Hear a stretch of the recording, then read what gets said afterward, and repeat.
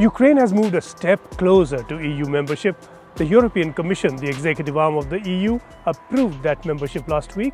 And this week, the European Council, the political body of the EU, will consider that membership, likely most favorably. The Commission recommends to the Council, first, that Ukraine is given European perspective, and second, that Ukraine is given candidate status. This is, of course, on the understanding that the country will carry out a number of further important reforms.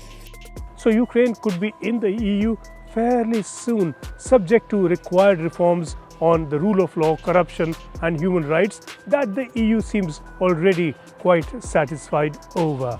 The next step, membership of NATO, will be a little more challenging.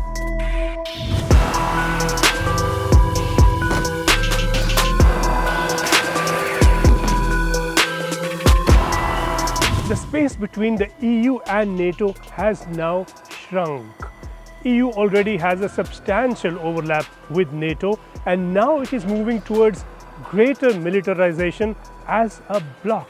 And so Ukraine President Zelensky has said that EU membership will provoke a hostile response from Russia. Очевидно, що варто очікувати від Росії посилення ворожої активності спеціально показово саме цього тижня. І не тільки проти України, але й проти інших країн Європи. Ми готуємося. Ми готові. Попереджаємо партнерів.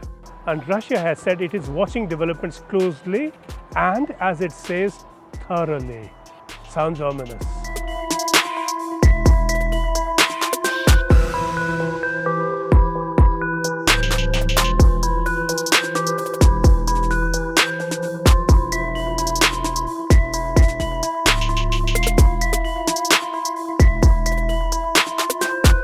As with the EU, NATO membership demands consensus among all member countries, 30 of them. Turkey's resistance to membership of Finland and Sweden shows just how many pitfalls one country's objections can create. North Macedonia had to wait years before resistance from Greece could be overcome. Ukraine has waited far longer in the NATO queue than Finland and Sweden, along with Georgia and Bosnia and Herzegovina. NATO hasn't quite roped Ukraine in, it has only defended its right to seek membership.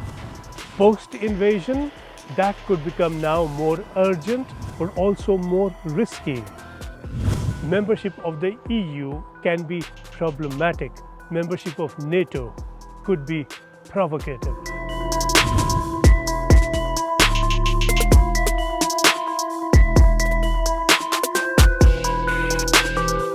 NATO membership is also more complicated.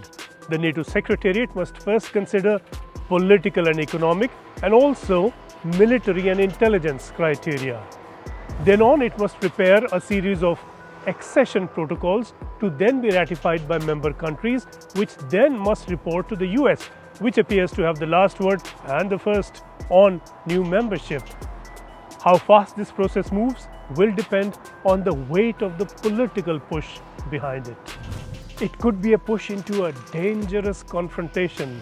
Ukraine membership potentially brings US troops face to face on the ground with Russian troops digging into the eastern Donbas region.